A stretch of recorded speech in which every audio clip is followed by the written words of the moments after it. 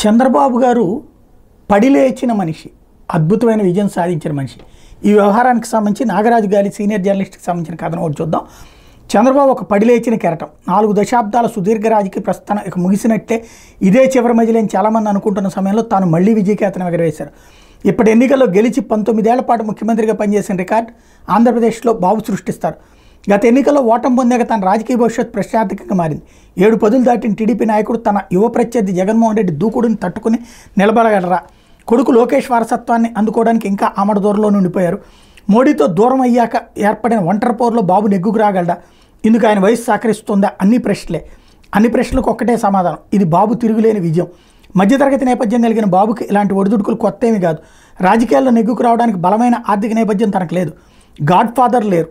ఆస్తిలాగా రాజకీయం తనకు తాత ముత్తాతల నుంచి రాలేదు. మరి బాబు విజయ రహస్యం ఏంటి?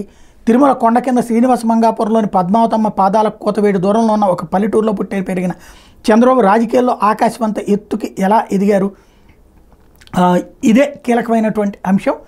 ఇదంతా ఆ శ్రీనివాసుడు కటాక్షం వల్ల అని కొందరు అంటారు. తలుపు తట్టిన ప్రతి అవకాశాన్ని అందిపుచ్చుకోవడం వల్లనే అది సాధ్యమైందని కొంతమంది అంటారు. కాలం కలిసి రావడం వల్ల అని మరికొంతమంది అనుకుంటారు. ఎవరెన్ని అనుకున్నా బాబు ఎదుటివారిని అంత సులభంగా అర్థం కాడు. ముఖ్యంగా తన ప్రత్యర్థులకి తాను ఒక ఫజిల్. తను గాలికి ఎదురెత్తున్నప్పుడు తన బలాన్ని సరిగ్గా అంచనా వేసే అవకాశం శత్రువుకి ఇవ్వడం. ఆట చివరి వరకు ఆశ వదులుకోడు. పాముకి తోకలో ప్రాణం ఉన్నట్టు తాను కదిపే చివరి పావులో తనకు మాస్టర్ స్ట్రోక్ కనిపిస్తుంది.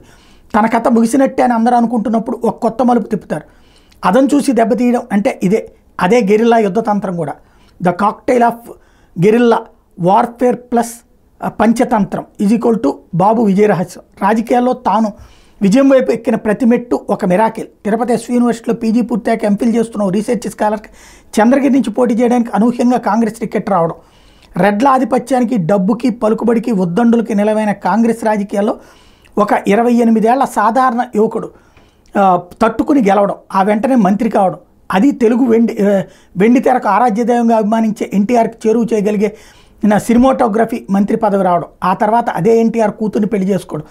ఆ తర్వాత అదే ఎన్టీఆర్ టీడీపీ పార్టీ పెట్టడం. ఆ పార్టీలో అదే యువకుడు మేరు పర్వతం అంత ఎత్తుకెదగడం.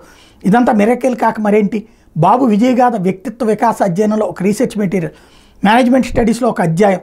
కాలం కూడా కలిసి రాకపోతే విజయగాథ ముందుకు పోదు. కొండను ఢీకొట్టి అంటే ఎన్టీఆర్ని ఢీకొట్టడం అంటే మాటల. కాలం అనుకూలించకపోతే ఎవరైనా కాలగర్భంలో కలిసిపోవాల్సిందే. మట్టి వాసన బట్టి వాన రాకను పసిగట్టే రైతు కుటుంబం చంద్రబాబు. అందుకే రాజకీయ గాలి ఎటువైపు వీస్తుందో స్నిప్ చేయగలిగిన వెదర్ కాక్ తను. గాలికి ఎదురెదటం తన ఒంటికి అసలు పడదు. గాలివాటంగా విజయ తీరాలను చేరుకోవడం మాత్రమే తనకు నచ్చిన క్రీడ. అందుకోసం అంది వచ్చిన ఏ అవకాశాన్నైనా బ్యాష్యం లేకుండా అందిపుచ్చుకునే నైజం తనది. ఈ గమనంలో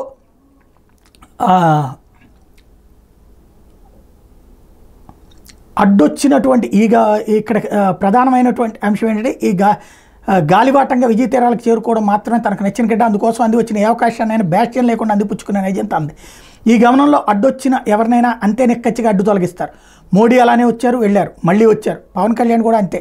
ఈ justifies the end not the means. అంటే గెలవడం ముఖ్యం, అంతేగాని గెలుపు కోసం ఎంచుకున్న మార్గాలు కాదని అర్థం. దీన్ని గిట్టని వారు ఆయన పచ్చి అవకాశం అది అని ఆడిపోసుకుంటారు.